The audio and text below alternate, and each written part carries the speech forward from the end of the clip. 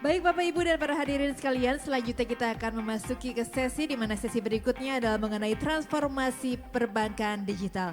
Inilah sesi panel discussion kedua dengan topik Digital Banking Revolution, Navigating the Future while Maintaining Trust and Stability. Sesi ini akan dipandu oleh Wakil Ketua Umum 3 Aftek, Bapak Haryanto Gunawan. Izinkan saya membacakan profil beliau secara singkat. Bapak Haryanto Gunawan merupakan Wakil Ketua Umum 3 di Asosiasi Fintech Indonesia atau Aftek, yang juga saat ini merupakan komisaris di Bareksa dan CEO PT Aladin Global Ventures. Ia adalah seorang profesional dengan pengalaman lebih dari 25 tahun di industri perbankan, pembayaran, dan fintech. Ia memperoleh gelar Bachelor of Science atau BSc dari University of California Irvine, USA. Kepada Bapak Haryanto Gunawan, kami silakan. Kita beri tepuk tangan yang meriah untuk sesi kali ini. Terima kasih, terima kasih. Selamat sore Bapak Ibu sekalian, sekali lagi selamat datang di bulan Fintech Summit, suatu kehormatan bagi saya untuk bisa bersama-sama dengan Bapak Ibu sekalian. Nah, tanpa berpanjang lebar, saya akan mengundang beberapa guest speaker kita untuk siang ini, yang mana tentu saja mereka tidak asing, khususnya untuk Indonesia market. Untuk pertama-tama kami mengundang Ibu Yanti Pusparini sebagai Executive Director dari Asosiasi Sistem Pembayaran Indonesia ataupun ASPI. Silakan datang ke stage, Bu.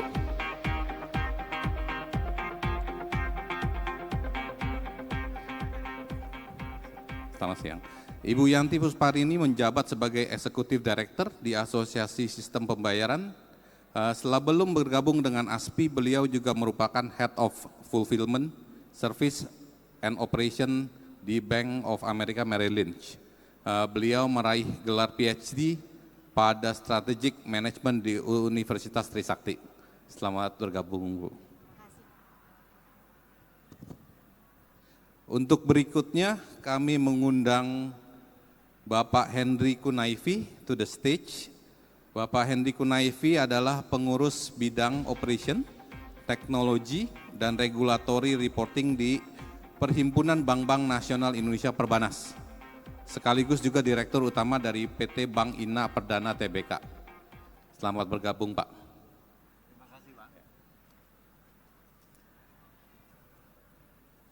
Terakhir kami mengundang Ibu Desi Mastri selaku Head of Product and Solution PT Visa Worldwide Indonesia. Ibu Desi Mastri sebelum bergabung dengan Visa, beliau menjabat sebagai Executive Director Cards and Payment PT Bank UOB Indonesia. Beliau juga memperoleh gelar Master Degree pada Industrial Engineering dari Purdue University. Selamat bergabung, Ibu. Silakan duduk.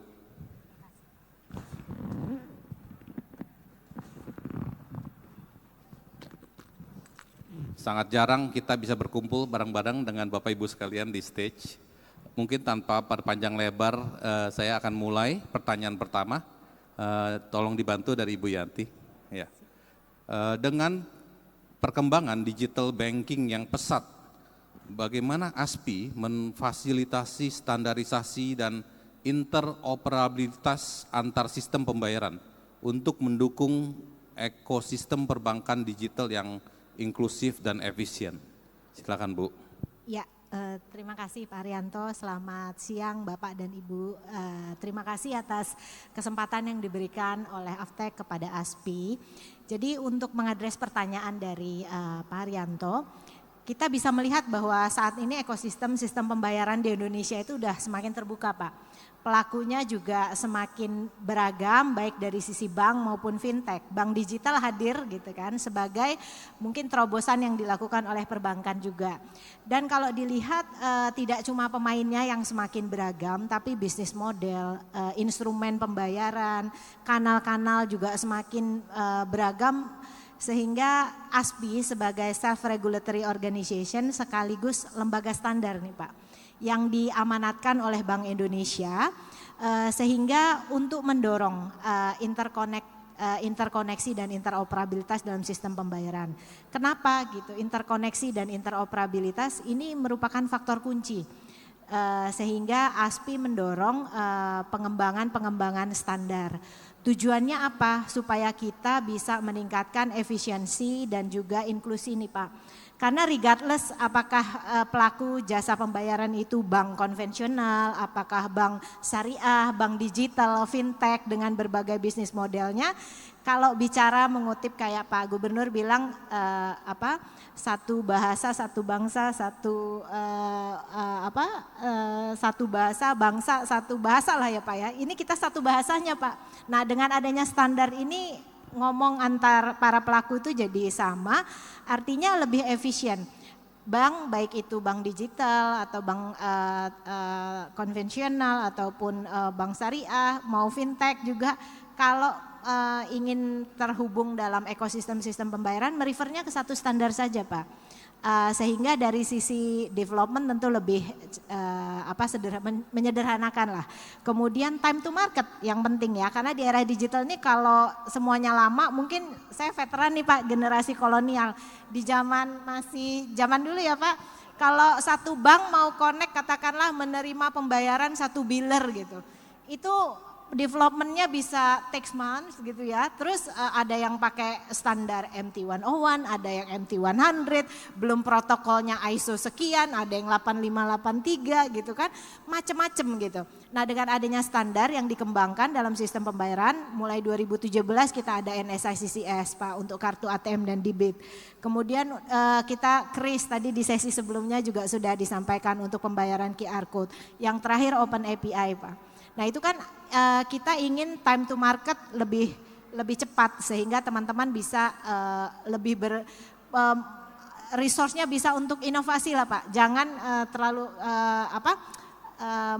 fokus energinya jadi nggak sibuk untuk tadi connect ke banyak sistem dengan pengembangan yang tidak beraneka ragam. Jadi peran ASPI tentu saja membangun standar.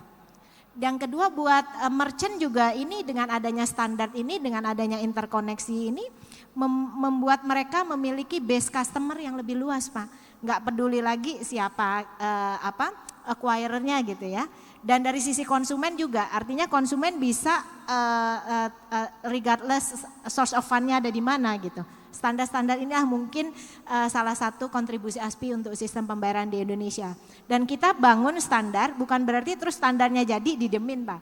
Kalau KRIS mungkin di awal cuma ada MPM ya, sekarang sudah ada KRIS CPM, Customer Presented Mode, ada KRIS tanpa tatap muka, ada KRIS tuntas untuk tarik transfer setor, ada juga KRIS cross border. Jadi standar itu dikembangkan, termasuk Open API. Kita mulai mungkin dengan 7 services dan 80 something sub services. Ini tentu akan terus kita kembangkan. Ya, jadi mungkin itu Pak Arianto ya.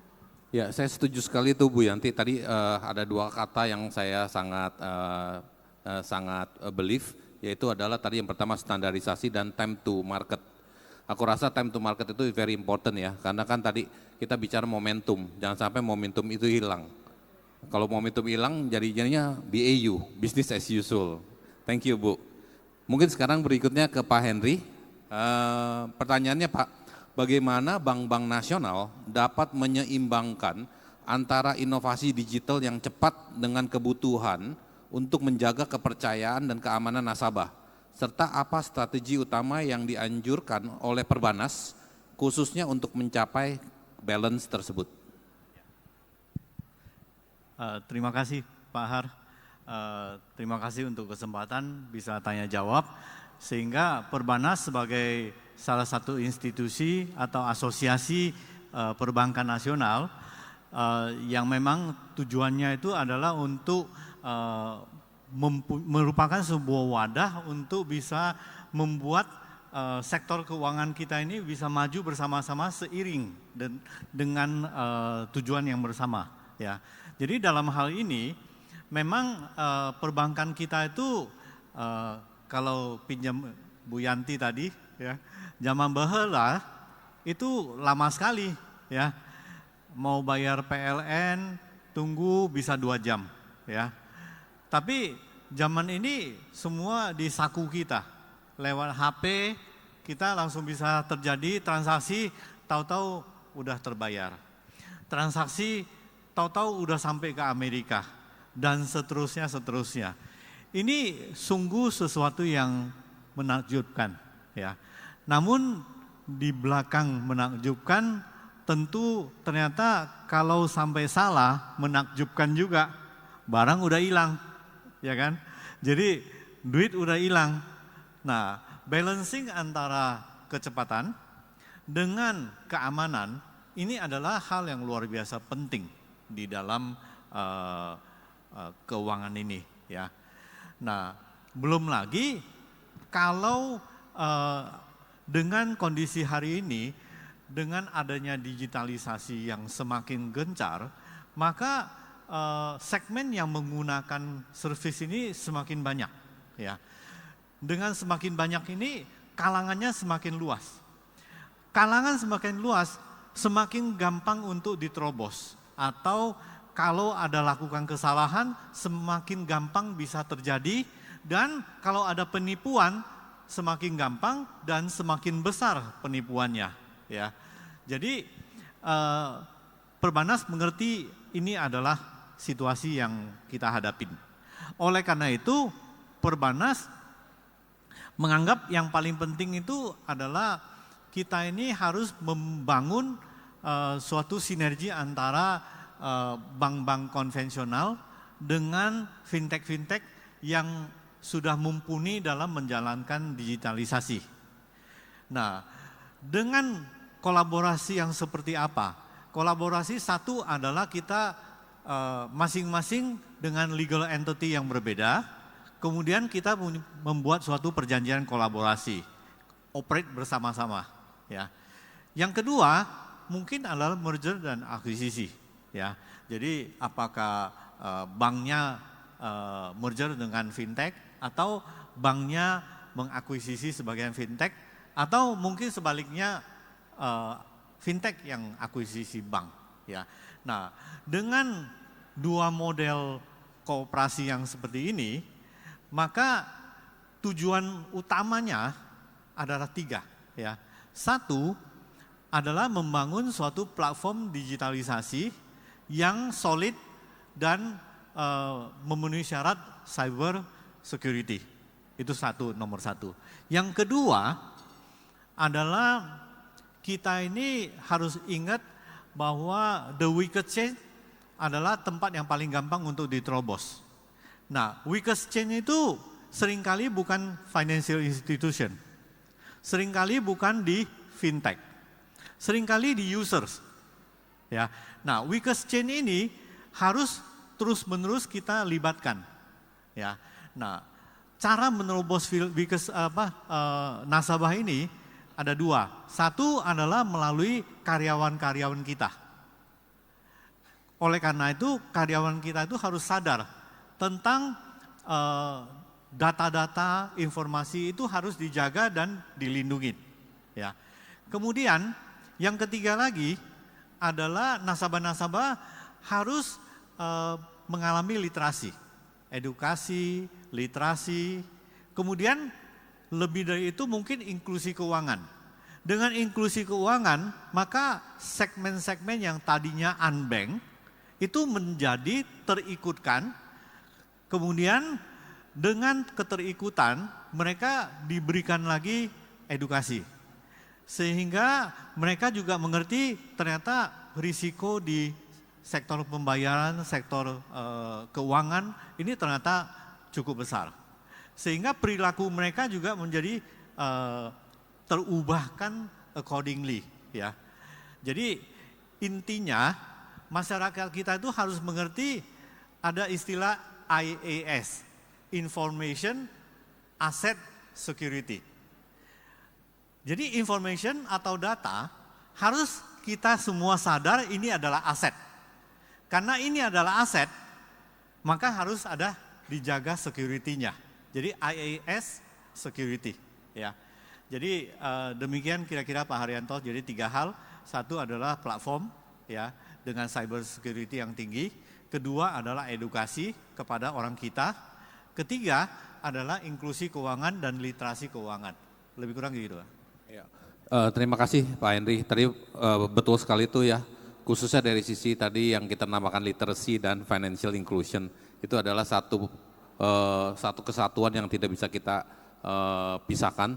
Dan yang paling penting tadi mungkin kata-kata kolaborasi ya khususnya ya, karena untuk edukasi dan financial literacy itu bukan dikerjakan oleh satu institusi ataupun satu orang saja, harus dikerjakan secara bersama-sama. Thank you Pak. Nah berikutnya mungkin ke Ibu Desi. Visa Consumer Payment Attitude Study 2022 menangkap tren peningkatan minat masyarakat terhadap digital bank.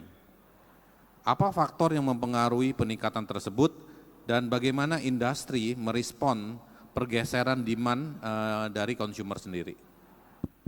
Terima kasih Pak Har, saya ucapkan selamat siang para peserta yang hadir di sini. Saya mengucapkan terima kasih pertama kali Visa bisa hadir di sini, diundang di acara talk show ini. Dan benar sekali Pak Har bahwa di Visa kami memiliki sebuah studi yang disebut Consumer Payment Attitude Study, di mana studi ini kami lakukan setiap tahunnya dengan mensurvei 1.000 orang di Indonesia di 10 kota besar.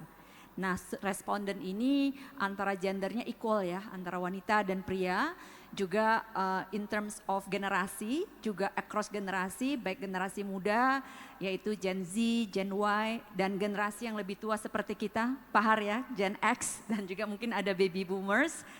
Segmen income-nya juga variasi dari segmen yang income-nya tinggi yaitu affluent ataupun segmen yang mass.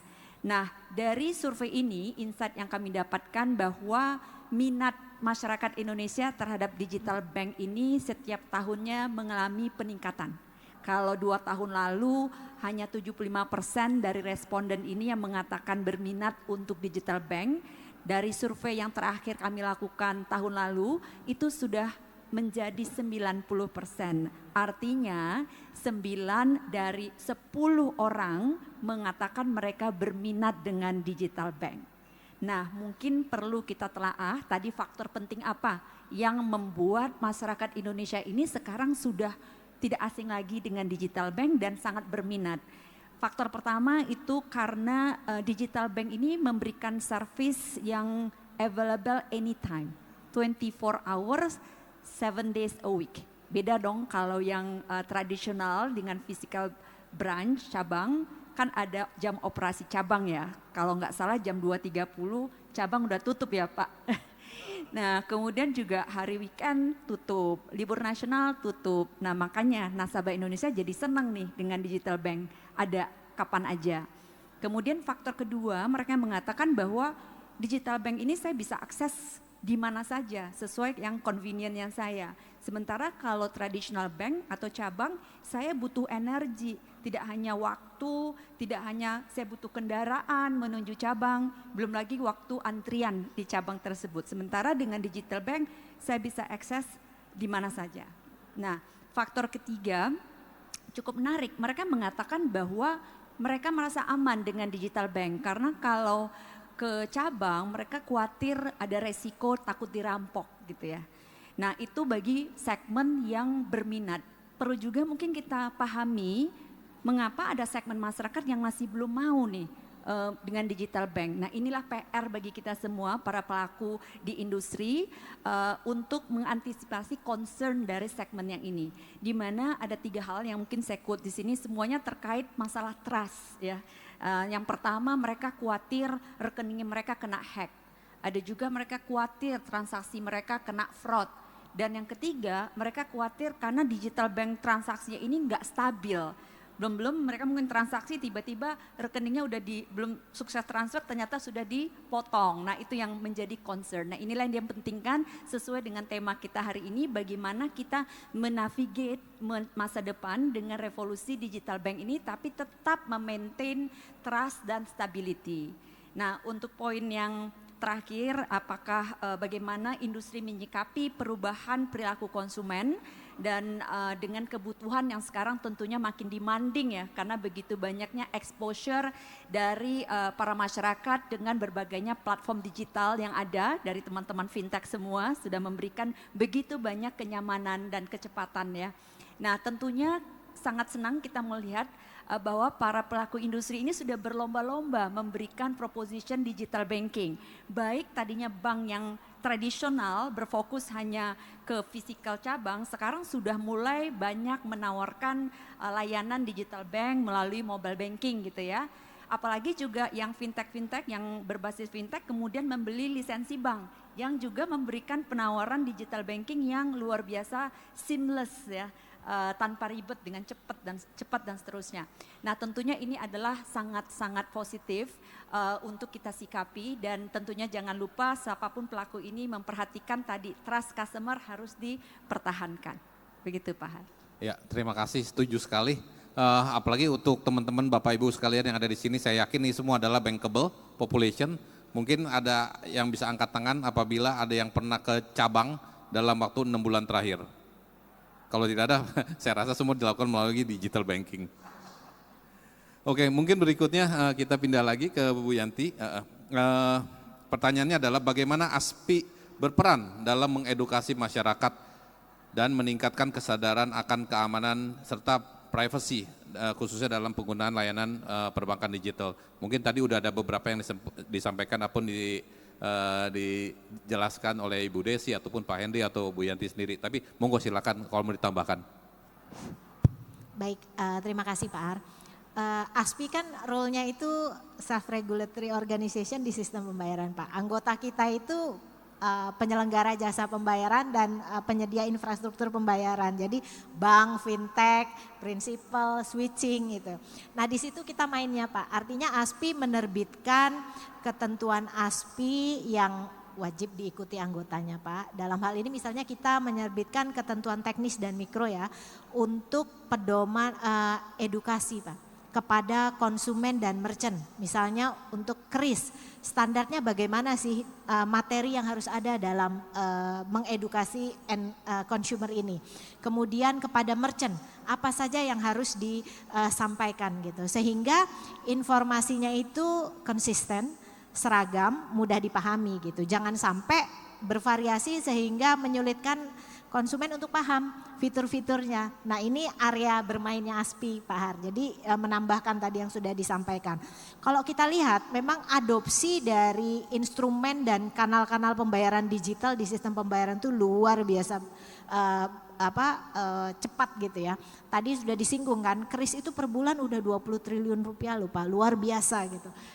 Volume transaksinya juga, jadi kita kalau ngelihat nggak pernah ada tren turun, naik terus gitu. Kita lihat BIFAS lagi, naik terus, pertumbuhannya sangat pesat. Kalau adopsi ini tidak diimbangi dengan literasi, artinya nggak gapnya besar gitu. Kita melihat ini kayak potensi gunung es kan Pak. Artinya kita tidak ingin compromise juga masalah bagaimana perlindungan konsumen dan juga keamanan bertransaksi. Karena percuma juga kita membangun berbagai solusi sistem pembayaran gitu. Kalau nanti ternyata menyulitkan masyarakat jika terjadi isu-isu problem-problem. Dan memang ASPI melihat bahwa selain tadi menerbitkan ketentuan di level teknis dan mikro untuk anggotanya supaya diikuti gitu. Kita juga ke end consumer juga mencoba untuk menggandeng teman-teman termasuk dengan asosiasi lain misalnya Aftek, Perbanas, kemudian Kadin gitu. Kita bersama-sama dalam berbagai forum saling berkolaborasi Pak. Kira-kira formatnya apa sih yang bisa kita sampaikan, apakah itu dalam bentuk media komunikasi seperti video, nanti edukasi gitu ya. Kemudian juga nanti termasuk di forum-forum seperti ini Pak. Mudah-mudahan bisa menjadi tambahan ya untuk mengurangi gap antara literasi dengan inklusi di masyarakat kita. Pasti bisa Bu, kalau kita bersama-sama. Terima kasih. Berikutnya kepada Pak Henry. Bagaimana Perbanas mendukung bank-bank nasional dalam mengidentifikasi serta mengelola resiko yang terkait dengan layanan perbankan digital dan apa langkah-langkah yang diambil untuk mengintegrasikan kebijakan ini dalam praktek perbankan sehari-hari? Baik, terima kasih Pak Har. Jadi tadi pagi saya konsultasi dengan Ketua Perbanas Pak Tiko. Beliau menyampaikan pesan khusus yaitu cyber security. Itu adalah sesuatu yang luar biasa penting. Oleh karena itu Perbanas dalam hal ini mencoba untuk mendorong supaya para anggotanya yaitu para bank-bank menaruh suatu fokus yang tinggi kepada cyber, fokus yang tinggi kepada teknologi changes. Supaya teknologi changes ini selalu menuju ke yang lebih aman, dan lebih aman. Ya. Kemudian pada saat yang bersamaan kita mengerti bahwa regulator juga perlu diberikan input supaya regulasi itu bisa disesuaikan dengan situasi yang terbaik. Di mana regulasi di-adjust atau adaptasi sesuai dengan teknologi yang available dan aman. Nah, itu juga fungsi daripada Perbanas ya. Di samping itu yang tadi lagi. Jadi the weakest chain kita itu adalah edukasi. Jadi nasabah sebagai user mereka biasanya tidak terlalu savvy. Nah, ketidaksavvyan ini harus kita jembatani dengan edukasi, literasi, dan juga inklusi keuangan ini. Ya, dengan demikian kita akan mencetak sebuah ekosistem sehingga pelayanan sektor keuangan digital ini bisa sustainable dan jangka panjang. Jadi apa yang diharapkan dari literasi dan edukasi, kita berharap dengan demikian nanti foto-foto jangan sering-sering begini, tapi begini aja. Ya, kalau begini ketahuan ini, ya. Jadi nanti ini cuma rahasia juga ini, ya. Atau fotokopi KTP, atau fotokopi kartu keluarga, jangan dengan gampang di-share, ya. Karena itu semua adalah information asset yang harus kita jaga. Sama halnya dengan kita tidak pernah menaruh dompet di mana-mana, ya. Ini juga information asset ini jangan ditaruh di mana-mana. Nah, awareness ini yang harus kita capai, ya. Mungkin nggak gampang. Ini akan memakan waktu yang cukup panjang. Namun kita harus terus-menerus jalan terus. Demikian, Pak. Oke, terima kasih Pak. Jadi penting sekali ya perlindungan data pribadi dari konsumen, setelah yang paling penting adalah customer protection kali ya tadi ya dari secara keseluruhan. Nah, untuk berikutnya kepada Ibu Desi, dengan meningkatnya kebutuhan akan pembayaran yang aman dan cepat, bagaimana strategi Visa dalam mengintegrasikan teknologi seperti pembayaran tanpa sentuh atau yang kita sering dengar dengan namanya contactless, biometric authentication untuk meningkatkan keamanan serta kemudahan transaksi, khususnya bagi pengguna di Indonesia. Oke, baik Pak Har. Pertama, secara prinsip bagi sistem pembayaran, bagaimana kita menciptakan sebuah pengalaman berbelanja yang seamless, tanpa ribet gitu ya, cepat dan aman. Yang kedua, saya mau garis bawahi bahwa Visa adalah memiliki bisnis jaringan, di mana secara B2B kami bekerja sama dengan para stakeholders di industri, baik itu perbankan, fintech, merchants, payment gateway, dan sebagainya dalam memberikan solusi pembayaran dengan prinsip yang tadi saya sebutkan. Nah, contactless itu salah satu teknologi yang menggunakan standar EMV untuk transaksi offline. Contactless teknologi ini sebenarnya teknologi yang sudah lama sekali secara global, sudah 20 tahun loh Pak. Ya, tetapi kalau lihat tahunnya berarti kan kita sudah bisa membuktikan bahwa teknologi ini sangat aman dan juga dengan kemudahan dan kecepatan yang diberikan kepada pengguna yang konsumen. Nah, memang kalau kita ngelihat adopsi contactless di Indonesia ini masih lamban dibandingkan dengan apa yang terjadi secara global. Kita di Indonesia masih melihat contactless ini sebatas kartu fisik yang ditempel di terminal. Padahal contactless ini sudah sangat-sangat berkembang, tidak lagi menggunakan physical kartu. Kita sudah menggunakan teknologi tokenisasi, di mana mungkin yang di luar negeri pernah dengar ya, ada yang namanya Apple Pay, Google Wallet, Samsung Wallet, ataupun issuer wallet lainnya, di mana udah tidak lagi menggunakan physical kartu. Dan juga menggunakan pembayaran yang sangat seamless, menggunakan wearables, misalnya jamnya tinggal ditempel, jangan sangat cepat. Dan juga sudah sangat berkembang di luar sana dengan pembayaran dengan Internet of Things. Mungkin pernah lihat iklan ya di luar negeri sana, kita bayar electric vehicle charging itu tanpa perlu keluar dari mobil. Bayangkan juga kita lagi nonton YouTube atau nonton TV, tiba-tiba ada iklan pizza, kita tinggal order dengan voice, saya mau pesan pizza, large pepperoni, bayar pakai Visa. Sudah bisa terjadi proses pembayaran. Belum lagi yang sudah di-develop oleh Samsung, misalnya mereka punya smart kulkas ya, kulkas pintar, di mana kulkasnya bisa melihat stok makanan kita, Bu. Jadi kalau misalnya Ibu Yanti kulkasnya ternyata jusnya udah berkurang, dia akan memberikan rekomendasi mau beli ulang nggak? Dia bisa order melalui voice atau dia menggunakan contactless ataupun melalui online-nya. Begitu teknologi contactless ini sebagai foundation untuk proses pembelanjaan dengan Internet of Things. Nah, tentunya hal-hal begini kan kita mau meningkatkan keamanan ya. Tadi disebut teknologi biometrics. Sebenarnya biometrics ini juga bukan hal baru dan ini sudah diterapkan baik itu untuk transaksi online maupun transaksi offline. Kalau menggunakan FIDO standar ya, jadi biometrik itu juga ada standarnya, biasa dipakai FIDO ya.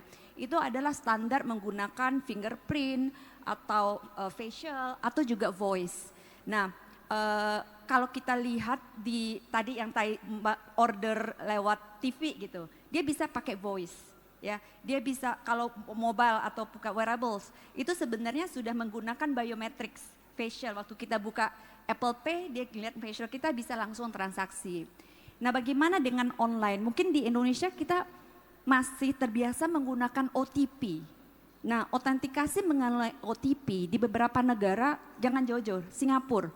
Itu sudah diharamkan, Bu. By Desember ini OTP udah nggak boleh. Karena ternyata di negara maju seperti Singapura, social engineering, masyarakatnya juga ditipu tuh banyak, Bu.